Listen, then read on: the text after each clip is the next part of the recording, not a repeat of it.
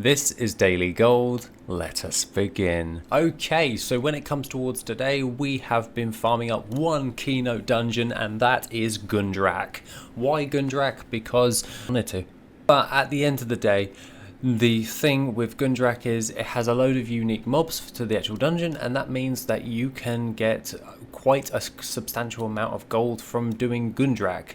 And overall, that is something I do generally love, and that's something we generally need if we're building out a transmog empire. So I went ahead and I farmed up Gundrak, and these are my results. Coming in towards worth it, let's bring this over to the main screen. Right now, we can go into my farms and we can go all the way down to Gundrak. Currently, I got around about 80,000 gold after refining, and it was initially 100,000. However, at this moment in time, there is a load of keynote items that didn't actually have a decent gold value. Those ones are the general standard ones, and then you get a little bit higher, and then you can get ones that are like stupidly high priced. Now, there's the sell rate on these are a little bit better than conventional transmog, which is like 0.007 instead of 0.0001.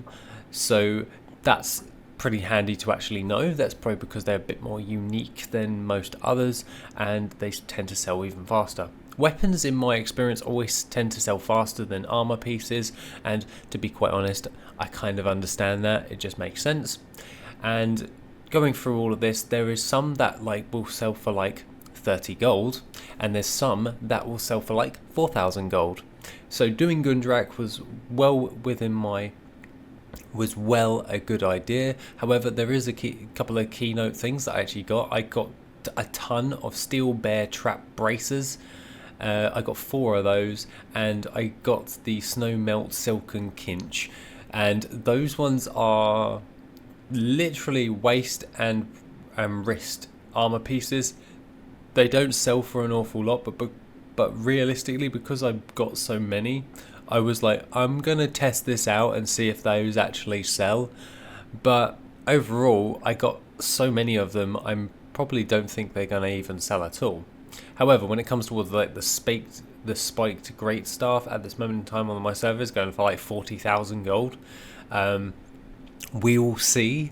But overall, adding everything all up together, it came to around about 80,000 gold in general.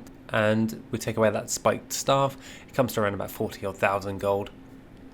Overall, it really is server dependent.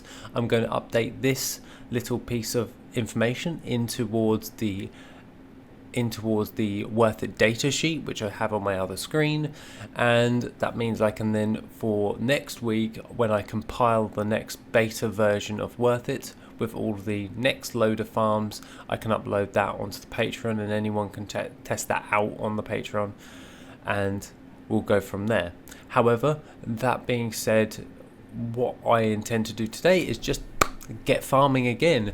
We actually have quite a lot of items on the auction house at this moment in time. We have about 617,000 gold's worth of value after a relisting, and it's looking quite nicely in the grand scheme of things overall.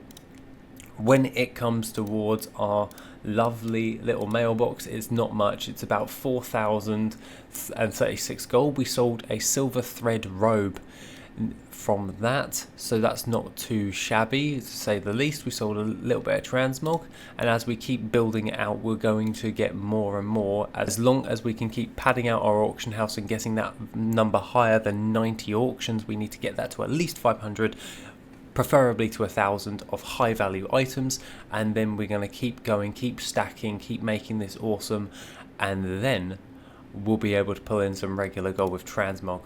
It's a long setup, I know. However, it does pay off in the long run. We're currently sat at 16,563 gold, and let's keep this ball rolling. Other than that, if you want any other additional types of gold making resources or gold making content, then please feel free to go over towards the Patreon. My TSM profile for that is on there as well.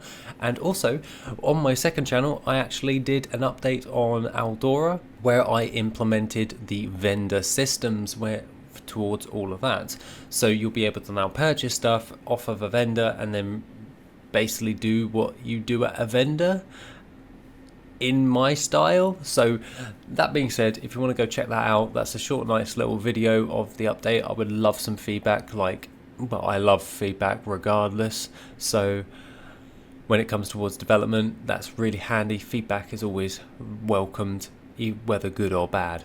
Other than that, take it easy, and I shall see you in the next video, which will be soon.